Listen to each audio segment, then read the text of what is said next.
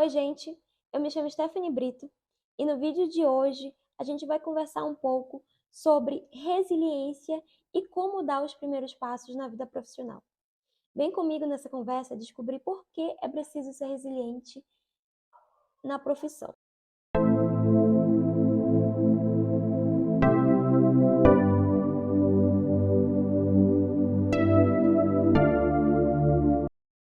Bom, gente, resiliência é um conceito, é uma categoria que tem sido bastante utilizado coloquialmente, no dia a dia, nos últimos tempos para cá, principalmente da pandemia, é uma palavra que vem sendo largamente utilizada nas redes sociais. As pessoas conversam sobre isso, mas esse é um termo também científico, em que é empregado em muitas pesquisas acadêmicas, pesquisas científicas sobre essa questão. Mas, bom, vamos primeiro para a etimologia da palavra. A palavra resiliência, ela vem do latim resiliens, onde a partícula re, ela significa retornar, voltar para trás. Enquanto o restante, que é silens, significa pular, saltar. Ou seja, seria saltar para trás, retornar, dar um pulo para trás. Bom, esse conceito, ele ainda na etimologia, ele traz uma ideia de algo que ricocheteia, ricochetear, né? Aquilo que bate e volta, aquilo que vai e volta, quase como um bumerangue, né? E também a resiliência, ela é, ela tem um sentido de um retorno ao que se era. Bem, isso no âmbito da etimologia da palavra e também com o sentido que os significados de que os dicionários de língua portuguesa trazem. É um retorno àquilo que se era. Bom, mas no campo científico, esse conceito ele é utilizado por diversas áreas de conhecimento. Cito alguma delas, que é, por exemplo, pela física, onde muitos estudos apresentam que foi a pioneira em utilizar esse conceito, em formular um significado para esse conceito. A psicologia, a ecologia e o direito socioambiental. Bom, a física traz um conceito de resiliência como algo que se refere à capacidade de um material, de uma matéria, de um material, retornar para o seu estado original após submetido a uma tensão. Esse, esse conceito, por exemplo, essa ideia, a gente pode exemplificar como um elástico, por exemplo. Pega um elástico e a gente estica até sua máxima capacidade. E ao soltar esse elástico, ele retorna para o seu estado original. A gente pode citar também um bambu, né, do famoso ditado que enverga, mas não quebra. O bambu ele também pode ser dobrado até sua máxima capacidade e aí ele não vai quebrar. Ele, ao contrário, ele retorna para a sua posição vertical.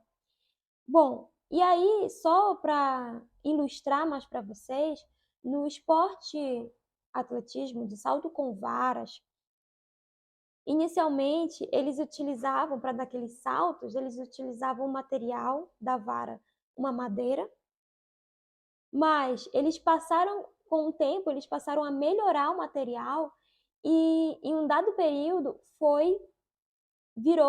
o material foi um bambu.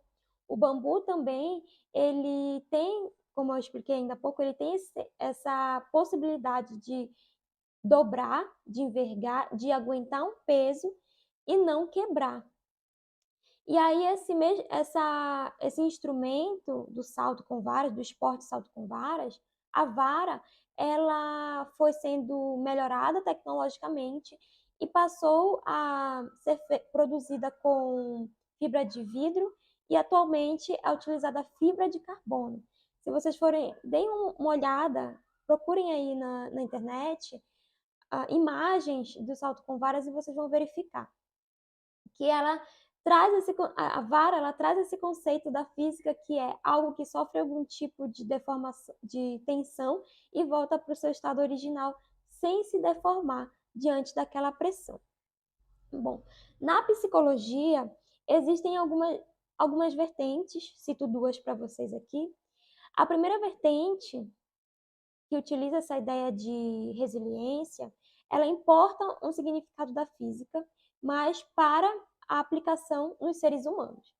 Então, com esse primeiro grupo de entendimentos, com essa primeira linha de entendimento, o que seria a resiliência? Seria quando alguém, uma pessoa, um indivíduo ou uma coletividade passam por algum fenômeno de trauma ou algum quadro de violência, por exemplo, e passa incólume, sem ser afetado ou sem se ou sem se aquilo se tornar um problema para aquela pessoa. Ou seja, ela consegue não sofrer, não ser abalada com aquilo. Ela permanece no seu estado original apesar da tensão. Então vocês podem verificar que essa primeira vertente, ela ela importa esse sentido da física. Uma outra vertente, que é um estudo produzido, eu posso citar aqui para vocês, da Juliana Brandão, que ela defendeu sua dissertação de mestrado na Universidade Federal de Minas Gerais em 2009, e ela apresenta um conceito, um estudo interessantíssimo, né? E ela apresenta um conceito de resiliência aplicado aos seres humanos como alguém ou um grupo de pessoas que passam por um processo traumático, que passa por determinada tensão, e ela consegue aprender com aquilo, ela é afetada por aquela situação, mas ela consegue aprender com aquilo, crescer com aquilo e se tornar uma outra pessoa. Ou seja, traz um significado de transformação. Essa pessoa que sofreu a tensão A, ela já não vai ser a mesma pessoa ao final de todo esse processo traumático. Ela já vai ser uma pessoa transformada. Bem, esse é o sentido da psicologia. Na ecologia e no direito socioambiental, a resiliência ela tem sido estudada a partir de estudos sobre catástrofes ambientais, mudanças climáticas, desmatamento, desastres naturais, crimes ambientais, e, e que as pessoas ou os grupos, eles passam por algum processo dessa natureza que eu acabei de citar, e eles conseguem se regenerar. Tem basicamente um significado que é lá da física, né? A maioria dos estudos tem trazido essa noção de lá da física, que é algo que passa por uma determinada mudança abrupta, por exemplo, como desmatamento, a uma grande área desmatada, mas para a ecologia, essa grande área desmatada, uma vertente da ecologia, obviamente, essa grande área desmatada ela pode ser regenerada.